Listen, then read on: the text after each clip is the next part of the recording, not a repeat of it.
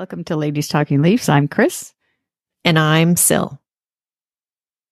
And welcome to the playoffs. Unfortunately, it hasn't started off too well for the Leafs with a loss to the Bruins, but it's only game one of a 7-game series, and we'll get into that in a few minutes. First, we want to let you know BetOnline is your number one source for all sports this season, from NHL and NBA playoff stats, and now the MLB season is going, as well as golf. BetOnline has all the latest stats, news, and scores available to follow your favorite teams. Get the latest odds and lines, including the latest team matchups, player props, and odds on just about every sport out there. Head to the website today, betonline.ag, or use your mobile device to get in on the action. BetOnline, where the game starts. Please gamble responsibly. If you or someone you know needs support or advice, reach out to Connex Ontario or an organization near you. Place your limits and stay within it. Okay, so yeah, like we said, it's only one game, but as usual, some hockey people are already saying the series is over. A couple of examples we found on X. Matthew Barnaby, Leafs are done, series over. And PJ Stock, he can't see this game or this going more than 5 games. Leafs just aren't built right, built to win power play games during the regular season, but not the punch you in the gut games in the playoffs. But I don't know. I mean, these two former players obviously are not huge fans of the Leafs to begin with. So you gotta take it with a grain of salt, I guess, right? But it's just funny. I find that it's one game, and obviously those two players, I don't know how many playoff games they were in before. But Matthew Barnaby played his fair share. That's right. Yeah, but they should know that one game does not make a series. Yeah, and there's other former players that I follow that are more Leaf fans, let's say, and they are all to a man saying it's only one game. So, yeah.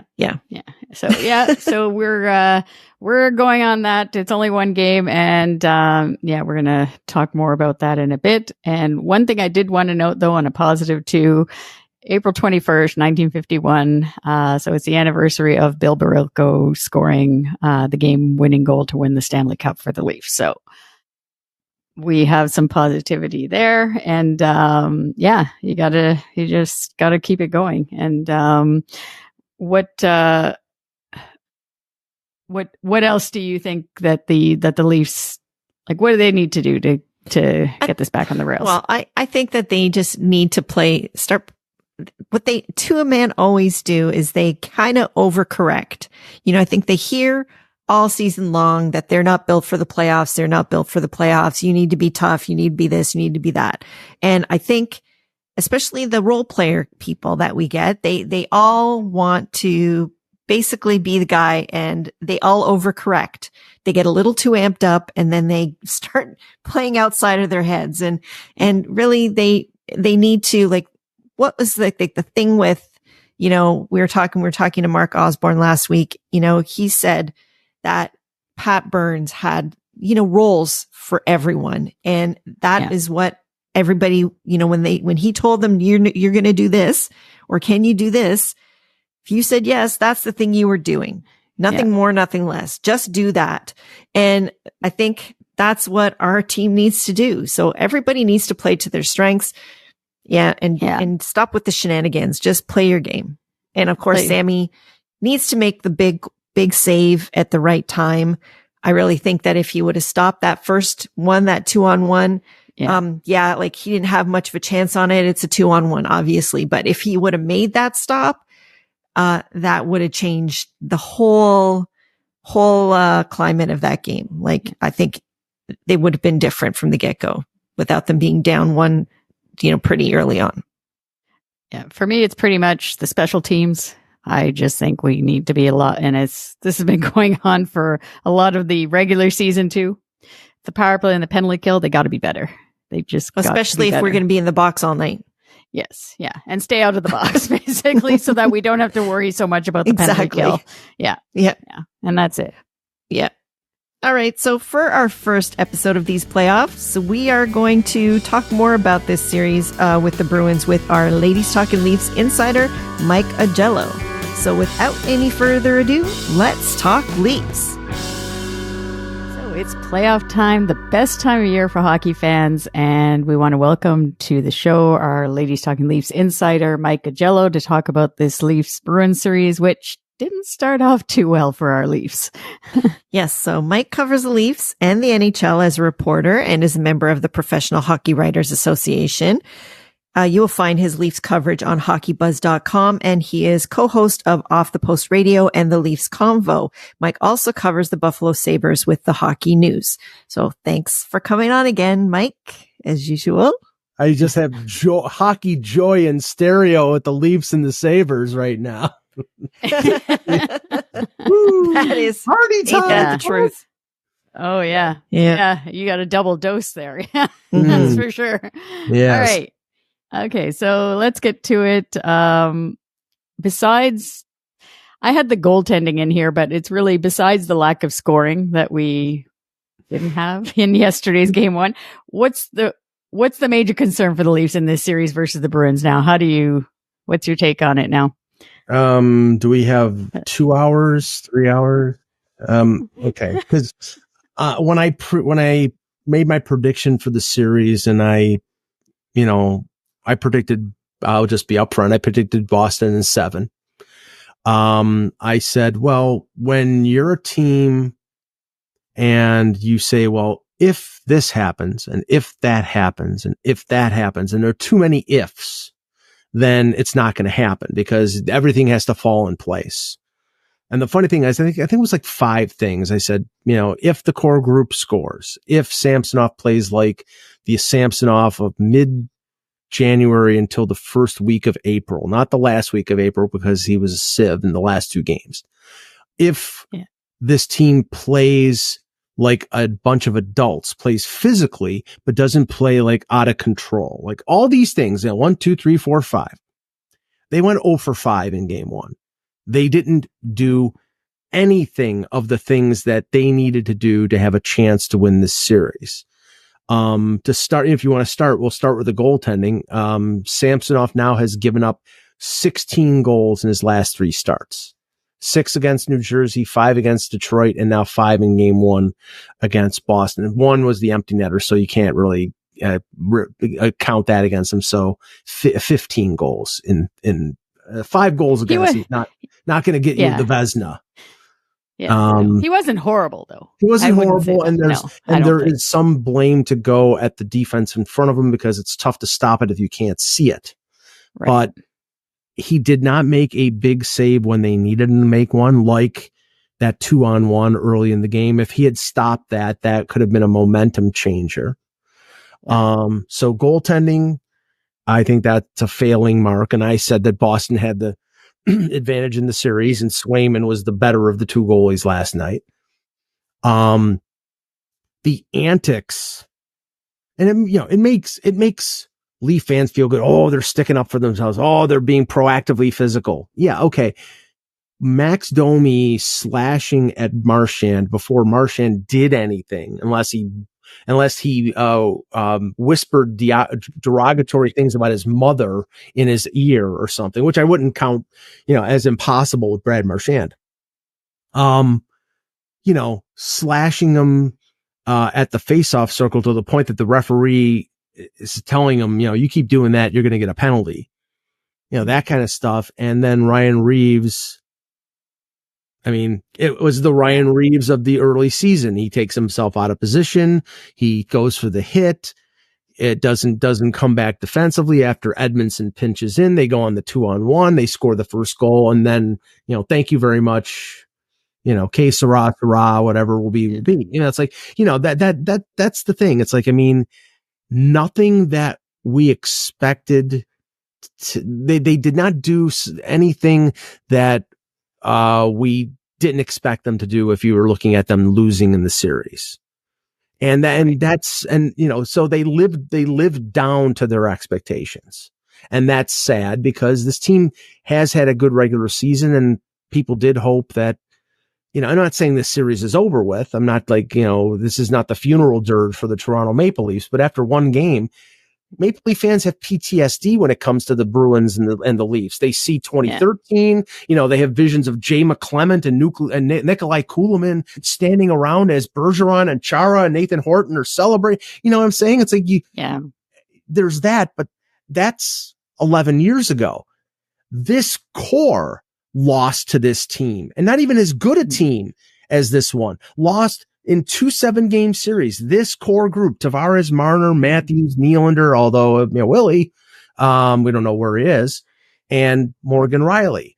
So they have expertise in coming up short against this team. And after game 1, that is popping up in people's heads right now. Yeah. Who do you think out of the forwards, though, who do you think is going to, Matthews I thought he played a good game. He had the chances. If he would have scored on that, I think it was in the second period, the end of the second, or close to the where one that he tried to bat out of midair? Yeah. No, he was going around the. Oh, yeah. Around the defender. And and he had there was the empty side of the net there, and it went on the outside of the post. Where he hit the post. Yes. Yeah. Sort of thing, right? Obviously it's if that went in, but I thought he played well, considering he's playing against, obviously, Charlie McAvoy. I saw he played like 25 minutes, last night, and Lindholm played 20 minutes, I guess. So he's playing against the top players, let's just say, like the top defensive players to stop him. But what did you think of Marner's game? I don't want to pick on him too much, but if you factor in like the chatter on social media, it's like Mitch Marner was responsible for COVID. You know what I'm saying? It's like the negativity. I mean, he didn't have a good game. Okay, I agree, but he had about 15 other teammates that didn't have good games. I think, is it because he makes $11 million, or John Tavares makes $11 million and he didn't have a particularly good game either? So I don't think it was all on Marner, but I think people expected, in the absence of Nylander, that Marner was going to have to step up, and he didn't step up. But there weren't many players on this team that did step up. I would say there were like 4 or 5 players on the Toronto Maple Leafs that had decent game ones. And after that, pretty much it all blends into the woodwork. They all were, abysmal. Yeah. And that again, you need everybody on the same page, rowing in the same direction to be able to beat the Bruins. And you see that team, and they're not as talented as Toronto.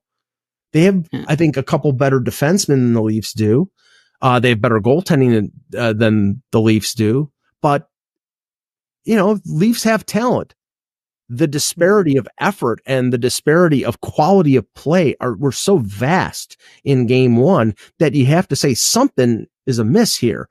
And you have to have 10, 15, 16 players playing well, and you had 5, and that's not going to work. Yeah. And do you think when you say you have to have the team rowing in the right direction, the leader of that is Sheldon Keefe? He's been getting a lot of blasting on X and Facebook everywhere. Yeah. But I don't know. I don't see how he, other than putting basically he played Reeves just over 7 minutes, I guess it was. And I don't even know why he played. Really, if you're going to play him that. I do know why he played, because based on the way he played at the end of the season, that the physical nature that he played, the spark plug, the hitting and the fighting and they need that guy. They need that sheriff, as I call him, to keep the other team honest. But there must be something about the Boston Bruins that Ryan Reeves mentally is in the Caribbean or something, because honestly, the biggest check mark in the negative column for Ryan Reeves this season was him doing absolutely nothing other than flapping his mouth when at the Boston bench, when Liljegren was taken out by Brad Marchand early in the season. He didn't do anything.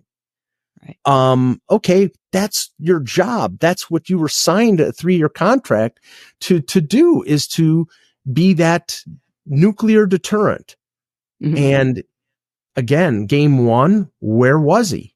He was nowhere. I mean, he was out of position on that goal, and then he tried to make a hit and missed a couple times, and he plays 7 minutes. I mean, if they had an option there that was quality to put in the lineup, I would do it. But with McMahon out and Nylander out, what are you going to do? Put, Noah Gregor?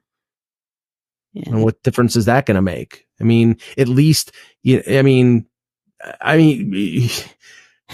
Reeves, my feelings on Reeves from the very beginning of the year. I thought it was an absolutely stupid signing. In the last 6 weeks of the regular season, I thought, okay, if he plays like this in the playoffs, then maybe, he can be of use. And against Florida at the end of the regular season, he was running around. He was doing the thing with Tkachuk. He was playing the role that he needs to play. If he's going to play like that, if he's going to play like game 1, the rest of the series, he should be benched. Yeah. He's useless. Yeah. Yeah. All right. To me, it's like, from what you're like, I've kind of just been listening, taking it all in what you're saying. But I kind of feel like the difference is that, Boston's playing a disciplined game. They're all playing their roles. Right. The Leafs are playing a very undisciplined game. Yep. And, some of the guys, it's almost too much effort, like they're doing too much. They're all playing outside of themselves. They're not sticking to what they're supposed to be doing. They're not sticking to their roles.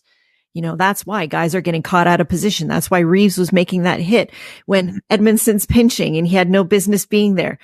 All of these little things that the majority of the guys are doing is it's like they put on the Leafs jersey and they go on in the playoffs and everyone decides that they're going to be the hero, I think. And so hopefully they got it out of their system for game 1, and then they can go back to business and playing their game, because honestly, I think it's all in their heads with social media and everything of if the game's different in the playoffs and you got to do this, you got to ramp up, and you got to be tough. And I think some of the guys, especially because we have this influx of role players coming through every year that are new, and they want to make an impact. They want to be the guy, and they all try to start doing too much.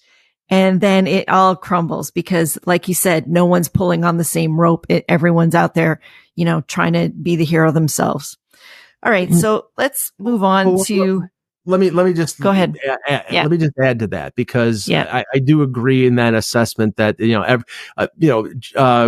in Buffalo for the Bills, the thing about like Josh Allen, they're always saying he was playing hero ball, meaning that he had to take all the responsibility and on his shoulders and run through 18,000 people to get a touchdown because, he couldn't trust his teammates or whatever.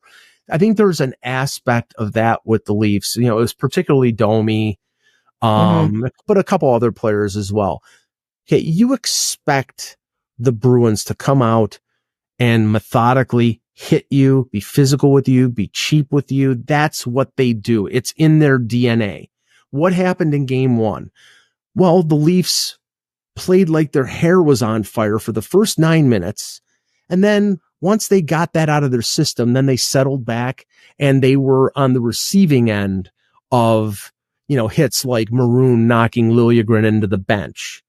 From that point, the Bruins, their level was this all game. The Leafs was up here and then it was down.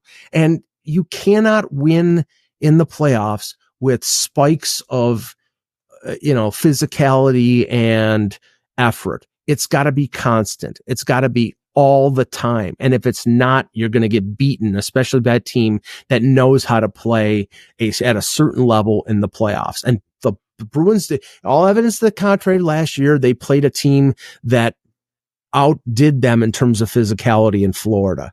But Toronto has not reached that level and cannot maintain that level, and Boston does every single time.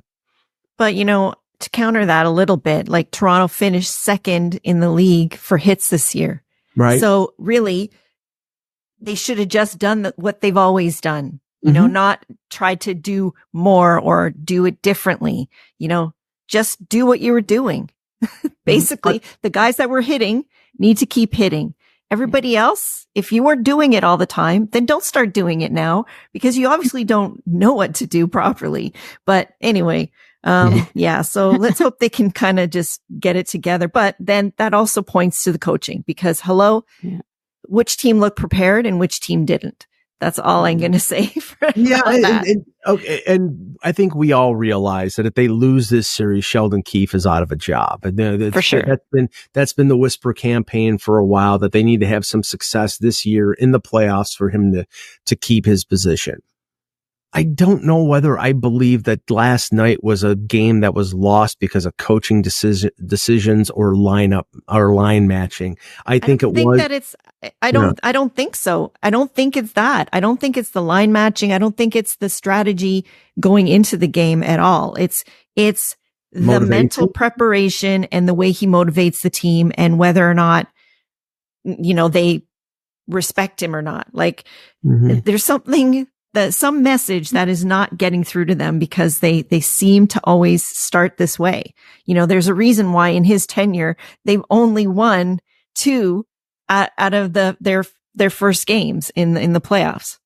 Well, okay. I'll say this. You know, like I said, he could very easily lose his job if they lose this series.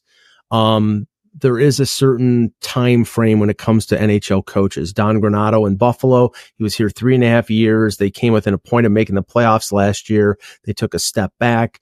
They decided they need, you know, more of a firebrand type of hold the team accountable type of coach. I'm not sure, and I won't write his epitaph until the end of the series has concluded. But it may simply be the fact that this team has tuned him out. And if they tuned him out, then yes, it's time to go. He's been here for 5 years. And at a certain point, the message gets old. But I'm not going to deflect the responsibility for this team and their possible demise on anybody other than the players. It's up to them. It really is up to them. And sometimes, you know, you've got guys who have immense talent and they have immense talent, but then when it comes to the playoffs, they don't show up. And that's not happenstance. That's not coincidence. They don't show up because they don't show up. And some players are playoff performers and some players aren't. And for all the ballyhoo and all the stuff about William Nylander being a playoff performer, there were series early in his career where he was a ghost. And then, he showed up for series. There have been, Mitch Marner was one of the main reasons that the Leafs beat Tampa Bay last year. If you look, I think he had 11 points in a 6-game series, and then he disappeared against Florida. So, I'm not saying they're solely responsible, but if they lose this series, they have a large chunk of the reason why this team lost. Yeah, they're not solely responsible, but we count on them. That's what we've been counting on for 8 years now, and it hasn't happened. Anyhow. All right, let's move on to the next thing. Yeah, because we could go on to our first question for hours and hours. Okay, so who gets the start in game 2? I think Samsonov will get the start, but if he gets the start and loses, that should be the last start he makes as a Toronto Maple Leaf. Mm-hmm. I think if they don't go to him, you can't go back to him because I think you've taken the legs out from underneath him. One bad game in the playoffs, they did everything they could do to infuse him with confidence after his broken psyche in November and December. And they did a really good job of that. They treated him with kid gloves. He came back. He built his confidence up. He played well for the majority of the rest of the season. He started to slip at the end. But you can't ignore the fact that he's given up 15 goals in the last 3 starts. And this is, do or die. So if he doesn't win game 2, if he doesn't, even if he loses, but he plays well, then I keep going with him. But if he loses and plays badly, or they win and he plays badly, that should be the last game he ever starts for Toronto. Then I don't know whether you're going to go to a relatively inexperienced Joseph Woll, who's not been the same guy since he came back from the high ankle sprain, or you go to Martin Jones, who has Stanley Cup experience. I mean, not going to lie, Martin Jones is Martin Jones. He's not a particularly good goaltender, but he did save their season by that long stretch in December and early January. So the experience is a factor here. But if it's me and Samsonov plays badly and loses in game 2, he cannot be the starter in game 3, because he gives up one bad goal at Scotiabank Arena and that fan base will turn on him, and rightly so. Yeah. I don't think Martin Jones, I felt sort of in that last game versus the Lightning there. He was lit up there. Like he was, and he didn't play well, but he hadn't played in like 2 months or 6 weeks anyway. So I don't know that I'd put him in. Between, if it was him or Matt Murray, I would, I don't know. I'd actually put Matt Murray in there too, but obviously that's not going to happen, but don't say that too loud, but he won 2 Stanley Cups, folks. We need, no. Yeah. But, I think that they'd probably go to Joseph Woll. I would think. And like you said, and then, but if they do that, I think then, I don't know how it's going to. You can never go back to him if you stick with him. You say, okay, it was a bad game. Our defense played badly in front of him. He deserves a second chance. If he gives up 6, or 5 or 6 goals, I don't care, like if the defense was terrible, you need your goalie to make a save for you. If he makes a save, then he infuses you with confidence, and then, maybe you go on. But if he lets in the first goal on the first shot, even then, it's like, if they're down 2-0, 3-0 in the first period of game 2, I may pull him then. Right. Yeah. He's got a short leash. Yeah. Well, yeah, definitely. Just from the eye test, like I know you can't blame him for all the goals that went in yesterday, but he didn't look good to me. He looked scrambly. He did not look like he was on his toes like he looks when he's on. And, but I kind of changed my mind a little bit, when I read his post-game comments. So that kind of made me feel like, okay, give him one more shot and see what happens. Yeah. Well, I didn't see the post game comments, but I hope it wasn't like the Jack Campbell, No, it wasn't at all. Okay, no. Good. It was basically, he said, he did say, we all need to be better, but he kind of said, this happened last year on the first game, and, we came back and we won that series. And he said, I believe in my skills as a goalie. So he said he believed in himself. So, based on that, going back to that, knowing how that series went, and he played very well after that in that Tampa series. Right. He saved some games I think that game 2, he basically saved our bacon in that game 2. So if he feels he can come back and play like that, then I'm all for that. Yeah. Yeah. I liked his comments too. I was just looking at it here. He basically said what Sil just said. That type of confidence from the goal. Like when you hear that, I feel he's going to have a good game, but we'll cross our fingers on that. All right. So what about Mr. Willy? So I don't know. I think it was clear that his presence was missing in the lineup yesterday. That third line was, I don't know. I did not like that. It was, Jarnkrok, I give him a pass as his first game. He played not bad, I would say, because it was Jarnkrok, Holmberg, and Robertson, right? Yeah. I think it was. That's a disastrous combo. Like it's like a patchwork kind of third line. I don't know how long we've been searching for a third line. I can't to actually have some semblance of one, but yeah, what about Nylander missing from the lineup? I don't know. I think that's a huge part of it, that he elevates his game in I guess the last few seasons, he's elevated his game in the playoffs. I think like the last 2 seasons, like I think he's been one of the best players. Like just the way he just controls the play out there when he is out there. And I think the special teams, which we haven't talked about at all. Oh, we will. Yeah. That part of it, I think he makes a huge difference on the power play. And yeah, I don't know, like, no, it's very secretive what's wrong with him. Which is not surprising because it's the playoffs. And, but I mean, the weird thing is, and, you know, it must be something about the building in Tampa that just brings out the ultimate level of laziness in William Nylander. But if you remember, people were criticizing him. I think it was, 2021 when he sort of straight-legged it, when, going into his zone when Nick Paul, cause he didn't want to go into the corner with Nick Paul. I mean, I don't want to go into the corner with Nick Paul, but if you pay me $11.5 million a year, I will. But well, to be fair, he was not making that at that time. No, he was making 6.9. That is true.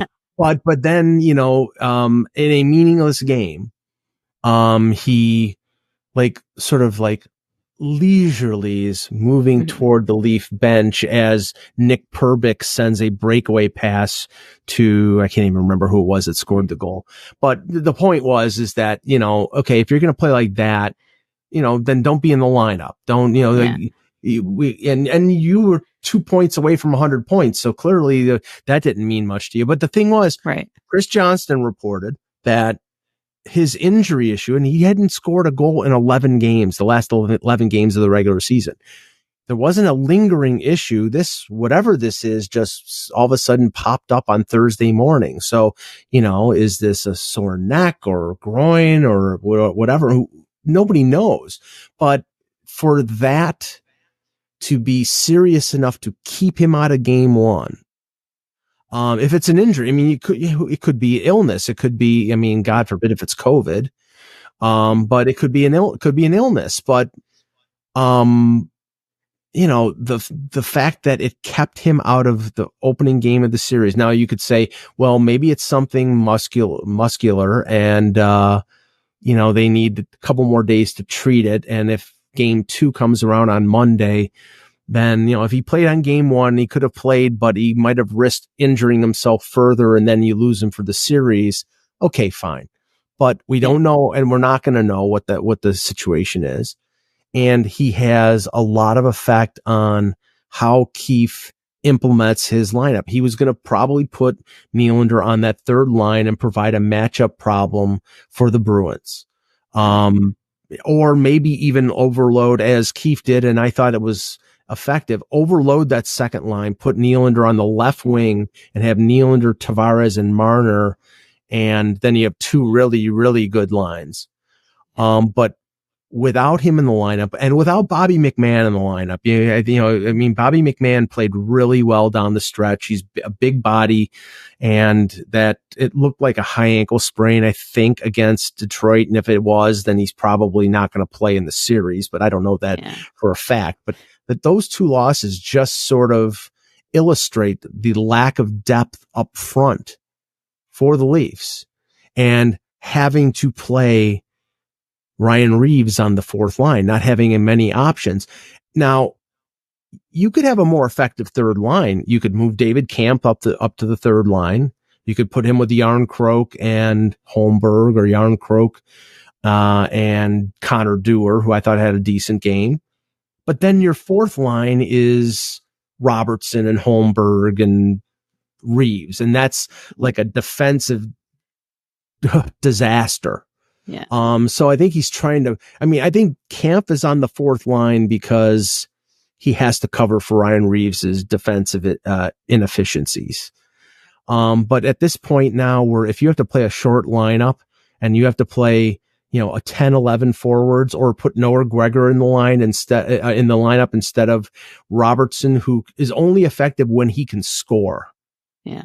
He doesn't. I don't think Robertson suits this series right now. No, I was almost worried for him. Well, the thing that with him, like, we're talking about the third line not being effective. I was wondering why Keefe didn't move Nyes down. Cause I think Nyes would have been more effective on that third line with those guys. And Robertson, Mitch is defensively responsible. So is JT. Then really all he has to do is worry about scoring. You know what I mean? Yeah. And you're going to get maybe more out of his scoring touch up there. Like I just thought that having him down there on the third line was not great. Seeing as what you're saying is that he wasn't a good fit for this series so far right now anyway. Yeah, but the higher you elevate Robertson in the lineup, the more the defensive issues crop up. And that's the thing. I thought Nyes in the first period was actually pretty good. He was really physical. Mm-hmm. He's a big body and he can crash and bang, and he's young and he's fast. But then it sort of dropped off in the second and third period like everybody else did. I mean, that's the thing. I mean, Robertson, if you put him in a scoring role, you have to put him with players who are very cognizant of their own end. And, Pontus Holberg is, I think, at best a fourth line guy in the NHL. I like him, but I don't think he's, he's ever going to be a top six forward. And Järnkrok is defensively responsible. So maybe that was his position there, was to sort of be the caretaker for these two young guys. But if you look at the Bruins lineup, I mean, guys like John Beecher, who scored the opening goal, former first round pick, crashing and banging and defensively responsible. And there was, Jacob Lauko. I mean, Danton Heinen, Pat Maroon. I mean, just they pick up these guys off the scrap heap and they just plug them in and there's no problem. Well, with that Beecher guy, you knew that he was going to score, right? Because it's his first playoff game versus the Leafs. So of course he was scoring. No, the only thing that would have made more sense is James Van Riemsdyk being in the lineup and him scoring against his former team. No. Don't say that. That might happen. Oh, I'm sure. They'll wait till Game 7 for that. If we get there. What do you think of just before we get to the next quick question? But with TJ Brodie, you think he gets in the lineup in Game 2? Probably not. Probably not, because. Right. All right. Well, I'll throw the question back at you and then I'll answer it. Yeah. Of the six, who is sitting? I was going to say Liljegren. What? No. Yeah. Yeah. No. I mean, he's the only guy who could basically break out of the zone. Well, everyone's going on about that too. I'm thinking Lyubushkin. Right. But then that's okay. So but is Brodie better than him? Is the question. Well, I guess. But okay. If you say, for example, you sit Liljegren, then you have 5 lefties. Yeah. And you're playing Brodie on the right side, which he has struggled with in the second half of the season. So that's out. To me, that's out. Okay. Right. So then if you sit Lyubushkin, same problem. And then you're probably playing Brodie either with Riley, who he's played with, most over the last few years, or you're breaking up McCabe and Benoit to play McCabe with Brodie. The thing is, Brodie used to be a safety net. Now he needs a safety net to protect him. So, I mean, you could say Benoit, but people like Benoit's physicality against the Bruins. I think he's throwing his weight around. I don't take Edmondson out of the lineup because, he's big and tough and, in a perfect world can clear the front of the net. That's why I'm saying I don't, unless there's an injury, I don't know if Brodie gets in. I think Keefe likes the pairings of Riley, Lyubushkin, Benoit and McCabe, and Edmondson and Liljegren. And the only way I think Brodie gets in is if somebody gets hurt. I don't think Giordano gets in. I don't think Connor Timmins gets in. So, it could be, it's nice to have 9 defensemen, but again, I look at this blue line, and I've been saying this since the deadline. They have a number 2 in Morgan Riley. He's not a number 1. He's a really good number 2, but he's a number 2, and they've got a bunch of 4s, 5s, and 6s.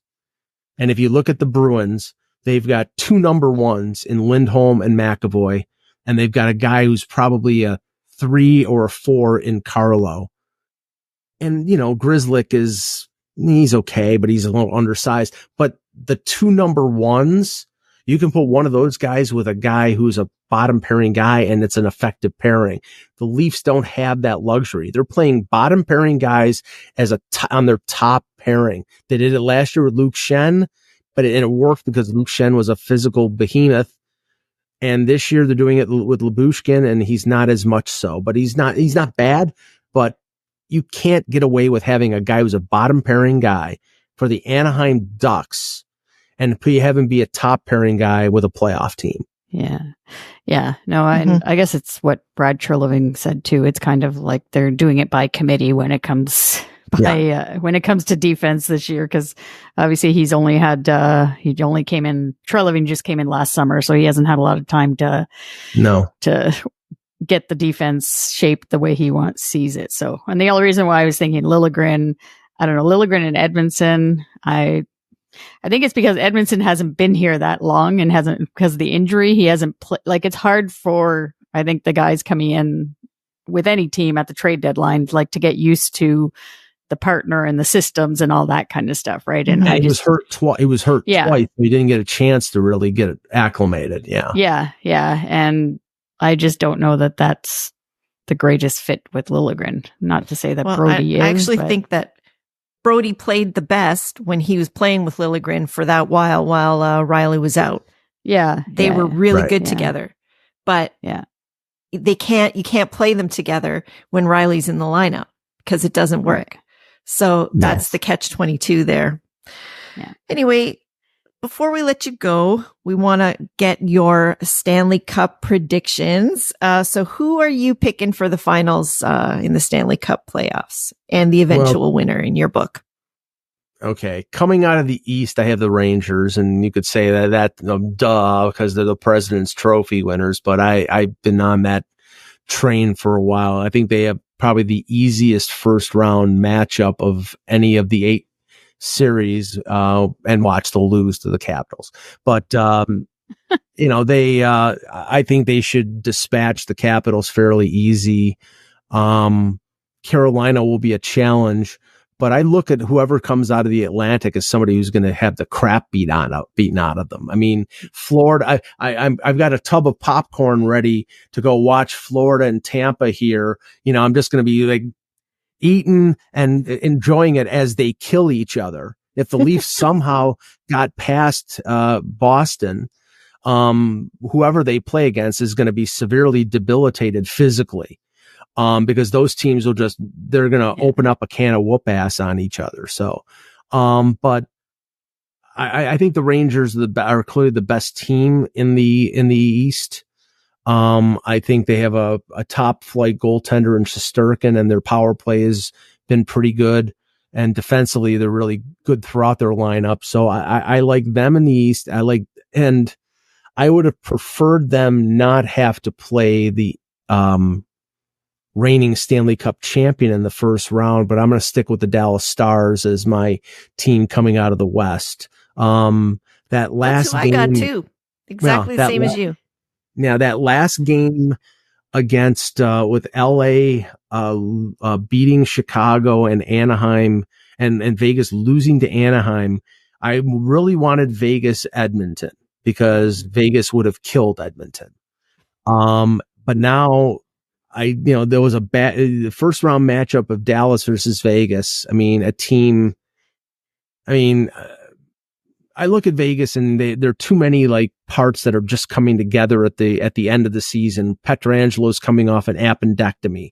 Mark Stone, he went to Lourdes to have hands laid on his ruptured spleen or whatever the heck it was. And Thomas Hertl is coming back off the IR. So it's conceivable that they could lose to Dallas, but they could also make it really rough on Dallas, and Dallas will face the winner of Winnipeg, Colorado in the second round. And there's another series that they'll beat the crap out of each other. So, but I just think Dallas is deep, and Ottinger is one of the best goalies in the league. And he ran out of gas last year. This time around, they didn't play him as much. And if he's got enough gas in the tank, I think he can get them to the Stanley Cup final. I'm not going to predict the final. I don't know. No? Okay. I'm leaning toward the Rangers, but I'm not 100% sure. It depends on, what is left after 3 rounds. I like to reserve my pick until we get to the finals. Later on. And then, I'll put on my Karnak a turban and make my prediction. We'll ask you again later, then down the road. Yeah. All right. So thanks again, Mike, for being a guest with us and talking Leafs playoffs. And everyone, during the Leafs playoff run, you will find Mike everywhere. Find his blog on hockeybuzz.com. He is a co-host of the Leafs Convo podcast and Off the Post radio, covering the NHL. So if you don't follow him on X, make sure you do. He's at Mike in Buffalo. That's his handle. Thanks again, Mike. And we will talk to you again down the road. Thanks, Mike. My pleasure. Thanks. All right. So thanks again to Mike for joining us. And he didn't bring so much positivity, but he wasn't as negative as I thought he could be. Yes, that's true. Yeah. Yeah. But he made all the points that, you can't really deny any of them or say anything was wrong, because it was that's just the way it is. Like the way that was a typical Game 1 Leafs performance, basically. Yes, in the playoffs. It was very Leafy. Yeah. And one thing I can't argue with him is how he said, if using that word, if you've got all these ifs, so if this, if this, if this, if this, if this, and then they can win, then you're really not set up for success from the get-go. A lot of things have to go your way. So it doesn't mean that they can't, but yeah, they're going to have to be much better on all those things that he mentioned if they're going to have a chance in this series. Yeah, for sure. Yeah. All right. And how are we feeling about this series? How are you feeling about it, Chris? I'm trying to be positive. I want to be positive. So I'm still positive. And I think they're going to go out in Game 2. I think they're going to play a lot better. I actually think, I don't know why, I have this feeling they're going to win in overtime. I think it's going to go to overtime in Game 2. But yeah, I kind of feel like if we have a close game like that actually is, works to our favor if the game is close. So yeah, and if that happens, I'm hoping for William Nylander to return. Obviously, I'm hoping whatever it is that's not making him feel right, that it's back to feeling good for tomorrow, because we definitely need him. For sure, he was definitely a big missing link for us. And then the goaltending, for sure, like you had mentioned. And we had talked about with Mike too, we need that goaltending from Samsonov to make that save at those important times. Like he has to come up with that. And his words that he said, to the reporters definitely showed that, Samsonov has the confidence. So let's just go out and do it and bring it home. And take both games at home. That'll be nice. Be leading the series 3-1 by the time we get back on the show. Yeah. And then we can turn this into a rope-a-dope, losing this first game like this and then coming back and shutting them down. Yeah. So, and because one thing though, Mike, because we were talking about how Matthews played really well. However, the one thing I didn't count on was for Boston to be beating us in the faceoff circle as much as they did. Like Austin, normally he's at around 50%, and he was well below that last night. He's around 40%. So, and Zaka, who no one's giving the time of day to, was at 77. So, that's something that we need to be much better at, so that we can basically, take possession, because that is part of our game. Like if we're not possessing the puck, then you got to start with the puck to 100% to have the success. So, or to get into the offensive zone and stay out of the box, of course. Yeah. All right. Well, actually, we found an interesting article just to pass on to our listeners, about the top the 10 sports bars in Toronto to watch Leaf playoff games. Looks like a lot of fun. We're not going to give you all 10, but we're including it in our show notes. So what are a couple, Sil? Well, I mean, I think the number one go-to for most people, and especially because it's right down by Scotiabank Arena, is Real Sports. Obviously, they have that giant screen, and there's always a great atmosphere there. The food's really good. Yeah, so that's probably going to be the number one go-to place, if you can get in there. Yes. But the sister restaurant right next door is 11. It's a little bit more of like a higher end type of place, which I didn't even realize that they actually have TV screens there as well. So if you can't get into Real Sports, you can always get into 11. And of course, they have a really great menu there also. Yeah. Yeah. So, go to our show notes. We put the link there with an article with a lot of other, possibilities there, and like to watch the games, and it's always fun to be with Leaf fans together, and you're inside as opposed to being outside of Maple Leaf Square. If we do get down the road into, a series later on when the weather is a little bit more consistently nice, there is one place called Rendezvous, and it's in the entertainment district, and it's basically a patio. So like everything is outside, but they have, basically screening parties, for all the Leaf games. So that's also an option if you enjoy that sort of thing and a little bit more of a tailgate atmosphere. Yeah. All right. So a reminder to our listeners, we are going weekly for the playoffs. So hit that follow button or subscribe button wherever you listen to or watch our show, and don't miss an episode. If you can take the time, we'd love to hear from you. Leave us a rating, 5-star, please. Hopefully, and, or a review, and let us know what you think of the show. It's easy on Apple and Spotify, or leave us a comment on YouTube. We heard from a few people on YouTube that, told us they thought our show was great, and we really appreciate the feedback, and what you liked about our show. And it's important for our show to get more exposure as a source for Leafs content, and we thank you for taking the time. And another way to help us out is by visiting our Ko-fi page at Ko-fi.com. You can follow us there. And if you choose to, you can support us by buying us a coffee. Any donation goes towards helping us produce the show and making it even better for you. You can find the link to our Ko-fi page on our show notes or in any of our social media profile pages. And thank you to our healthcare workers and first responders for everything that they do. We thank you as always for listening and watching Ladies Talkin' Leafs presented by Bet Online. Till next time, go Leafs, go. Leafs, go.